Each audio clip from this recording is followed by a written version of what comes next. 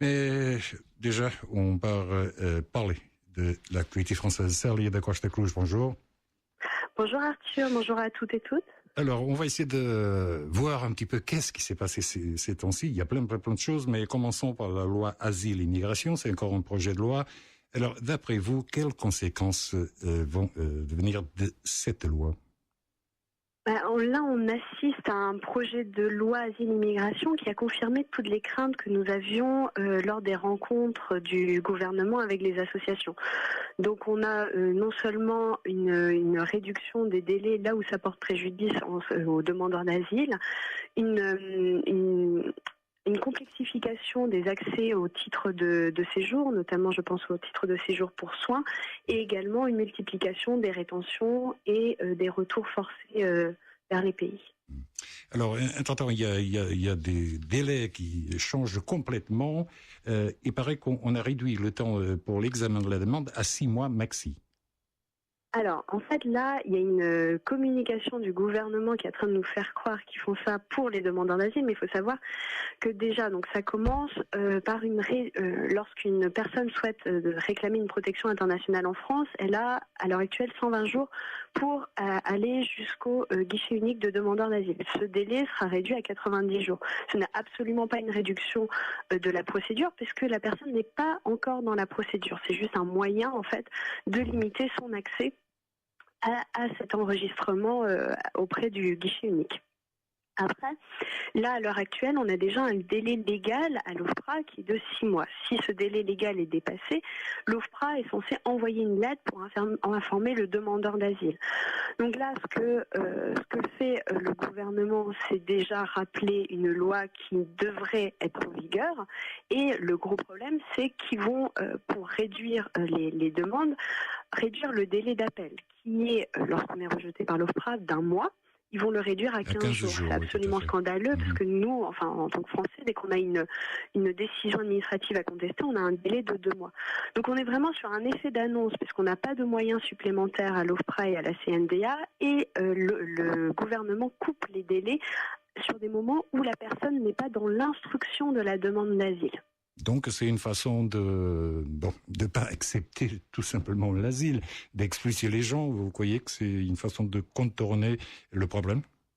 Alors moi, je vois 2 raisons principales sur toute cette communication autour du délai. Le premier, c'est il faut savoir que lorsqu'une personne demande l'asile, elle n'a pas droit de travailler, donc elle est éligible aux conditions matérielles d'accueil, c'est-à-dire l'allocation pour demandeur d'asile et éventuellement une place dans un centre d'hébergement. Le but du gouvernement, clairement, en réduisant tous ces délais, est de limiter cet accès aux conditions matérielles d'accueil qui coûte qui coûte cher. La deuxième chose, évidemment, c'est de faire de la rétention et faire de l'éloignement du territoire. Célia, ce qui concerne le séjour en détention, rétention, bien que c'est plutôt des prisons qu'autre chose, ces centres-là. Donc, on va multiplier par 2 la durée maximale. On passe de 45 à 90 jours. C'est ça, alors que je vous invite d'ailleurs à lire l'excellent rapport de la CIMAD qui prouve bien que le délai de rétention n'augmente en aucun cas justement la présence illégale sur un territoire. Donc là, le but simplement, c'est de pouvoir confiner les migrants à un endroit et pas leur permettre d'exercer certains droits. Bon, conclusion, la France, la patrie des droits de l'homme, elle laisse beaucoup à désirer. Alors. Là, oui, on est très inquiet parce que non seulement donc l'OFPRA, la CNDA sont en grève, toutes les associations sont en opposition, on a une majorité qui est complètement divisée, on a un Conseil d'État qui a jugé la loi inutile et malgré tout, Gérard Collomb reste dans sa volonté et quand même a poussé très loin le cynisme puisqu'il allait dire que le Conseil d'État pouvait dire le droit mais ne pouvait pas dire l'efficacité. Là, clairement, la question qui se pose, c'est celle de l'état de droit, je crois. Alors parlons un petit peu nature, environnement, et ça vient à propos du Salon de l'agriculture et l'accord de Mercosur. À savoir, l'Europe pourra importer jusqu'à 525 000 tonnes de viande de l'Amérique latine. Alors quand on parle de cette viande-là, hormones, OGM, on marche sur la tête ? Évidemment, on marche sur la tête. Ces traités de libre-échange ont toujours été dénoncés par les écologistes. On a réussi, heureusement, à mettre fin à un TAFTA, mais bon, Mercosur arrive, le CETA aussi. Et là, on voit le président a été interpellé lors du salon de l'agriculture par des agriculteurs qui ont forcément peur. Il dit qu'il va préserver leur emploi tout en multipliant ces accords de libre-échange qui sont à la fois dangereux pour l'emploi et à la fois pour notre santé. Oui, parce qu'on parle, par exemple, il y a un député européen du PS qui, si cet accord va en avant, c'est quelque chose de 33 000 emplois européens par an qui vont disparaître. Voilà, donc là on voit très bien qu'on est sur une logique, alors qu'il y a eu ces états généraux de l'alimentation qui étaient censés repenser notre rapport à l'alimentation, permettre une garantie salariale aux agriculteurs. On voit qu'on n'est absolument pas sur cette logique, on continue à marcher sur la tête, à faire de l'importation en dépit de tous les signaux qui vont contre ça. Alors, on a eu la COP21 à Paris. Alors, quand on va transporter toute cette viande, la pollution encore. C'est ça, parce que donc nous, ce qu'on demande, c'est vraiment un développement de la bio. Alors la bio se distingue du bio parce que la bio, c'est non seulement éviter tout ce qui est pesticides, mais favoriser les circuits courts tels que les AMAP et garantir aussi un travail récompensé de manière équitable. Donc là, tout l'effet d'annonce, et on voit d'ailleurs que Nicolas Hulot était mal à l'aise sur le bilan des États généraux, puisqu'il n'a pas siégé aux côtés du ministre de l'Agriculture lors des annonces, vont contre tous les développements à la fois demandés par les Français et demandés par les accords environnementaux que la France a pris et pour laquelle, en plus, elle se fait leader. Alors, vous avez parlé de M. Nicolas Hulot. Apparemment, il a reculé sur la fin du glyphosate sous 3 ans. Et ça, c'est dans une interview qui a été publiée ce matin par le journal du dimanche. Alors, glyphosate?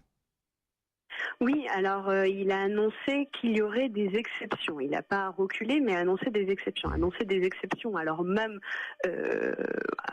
forcément, ça remet en cause l'interdiction dans 3 ans. Tout ça en disant, il faut. On est d'accord qu'il y a cette transition qui doit être engagée, mais là, simplement, on rappelle les chiffres. Sur les 9 milliards accordés chaque année à l'agriculture, il n'y a que 160 millions d'euros par an qui sont reversés à l'agriculture biologique. Et là, le gouvernement va supprimer l'aide à la conversion. Donc, à partir du moment où il n'accorde pas les solutions, on voit très bien que cet effet d'annonce est pour essayer de limiter les craintes des agriculteurs qui aimeraient s'engager dans cette transition, mais qui ne sont pas soutenus par une action gouvernementale. Là, les propos sont à la fois très graves. C'est un renoncement politique et ensuite un très mauvais signal à donner. Alors, parlons un petit peu du nucléaire. Alors, vous, les Verts, les jeunes, mais les autres aussi sont contre le nucléaire. Alors, on a assisté il y a quelques jours en arrière. On avait eu 500 CRS pour évacuer 15 zadistes à Bure. 500 contre 15? Oui, là, on voit toute la démesure sur des actions qui étaient en plus non violentes. Je pense que le ministre de l'Intérieur, encore une fois, Gérard Collomb, on a voulu faire une sorte d'exemplarité en disant qu'il refusait toutes les zones de non-droit. Mais je rappelle qu'il y avait une association qui avait déclaré ses statuts légalement sur cette région et qu'ils ont subi une violation de domicile. L'action de l'État en elle-même était à une illégalité qu'on peut contester. Et puis on ne comprend pas cette évacuation, sachant que le combat est légitime, d'une part, qu'en plus, logistiquement, ça ne se tient pas. Les déchets ne pourront pas être confinés avant 2075. Donc quel était l'intérêt de déplacer 500 CRS sur cette période-là? En plus, on n'arrête pas d'entendre parler qu'on est en état d'urgence. Je ne vois pas pourquoi mobiliser pour aussi peu de personnes, des personnes en plus non violentes, pour une action qui n'est pas légale. On a du mal à comprendre la cohérence du gouvernement. Alors, ce centre d'enfouissement, ça va être des tonnes et des tonnes de déchets nucléaires. Alors, je pense que vous demandez que ces déchets nucléaires soient stockés sur leur site de production. Voilà, il y a un gros souci en ce qui concerne en effet les déchets nucléaires parce qu'il y a certains qui sont existants. Donc on prône évidemment la sortie très rapide du nucléaire pour éviter de les produire. Mais à l'heure actuelle, la seule solution nous semble être demander de stocker sur les sites de production ces déchets nucléaires afin que les personnes qui les génèrent soient responsables économiquement de ceci. Oui, mais vous savez très bien que là, il y a un lobby important et que le nucléaire en France, c'est sacré. Parce qu'on dit, bon, l'électricité est moins chère, ceci et cela, et le nucléaire ne pollue pas. Non, là, ce qu'on voit, en tout cas, pour parler énormément avec les militants, c'est que déjà, il y a une gronde contre le nucléaire qui se veut grandissante. Les gens ne voient pas comment on peut se passer du nucléaire, mais ne sont pas pro-nucléaire. Donc certes, il y a un lobby, mais comme il y a un lobby très important des armes, comme il y a un lobby du tabac, et pourtant, des fois, le courage politique permet d'outrepasser ce pouvoir des lobbies pour en arriver à l'intérêt général. Le but de la politique, c'est justement ça. Donc nous n'avons aucune crainte sur le fait que ceci est possible, on attend juste les actes. Alors, et à propos de lutte, entrée à la fac, sélection ou pas, il y a eu quelques petites mobilisations de la part des lycéens. Qu'est-ce qui va se passer pour l'année scolaire 2018 et 2019? C'est une sélection ou pas le nouveau modèle d'inscription, entre guillemets? Alors oui, la réforme de l'entrée à l'université est une sélection qui dit pas son nom. Depuis plusieurs années déjà, les écologistes dénoncent une sélection sociale qui est inhérente à l'université. Mais là, en introduisant des prérequis, en fait, le but du gouvernement est de dissuader certaines vocations et donc de faire baisser les effectifs au sein de l'enseignement supérieur. Quand on refuse un élève sur son dossier, on institue une sélection qui est dissimulée tout en remettant en cause le bac. Donc pour ça, nous appelons à la mobilisation. Nous étions déjà des mobilisations passées. La prochaine date est le 15 mars, suivie d'une grande mobilisation le 22. Une dernière question, c'est à voir encore avec notre chère nature, la pollution. Alors, il va y avoir une réforme, la SNCF. On avance même que finalement cette réforme-là va mener à la privatisation après les autoroutes, la poste, etc. Alors, il y en a annoncé également la suppression de 9000 kilomètres de lignes. Donc, ça veut dire 9000 kilomètres de lignes en moins et plus de centaines de bus? Là, justement, on a l'impression que le gouvernement réagit simplement par une mesure comptable. Ils disent qu'ils veulent supprimer des voies, des trains, des emplois. On regrette énormément que cette décision ne se fasse, enfin, cette décision doit être confirmée lundi suite au rapport, mais qu'il y a une absence de confiance envers les acteurs du territoire. On n'a pas du tout pensé adapter un trafic, une organisation régionalisée des gardes et de la production ferroviaire. On est en train de renforcer en fait déjà toutes les inégalités territoriales qui existent.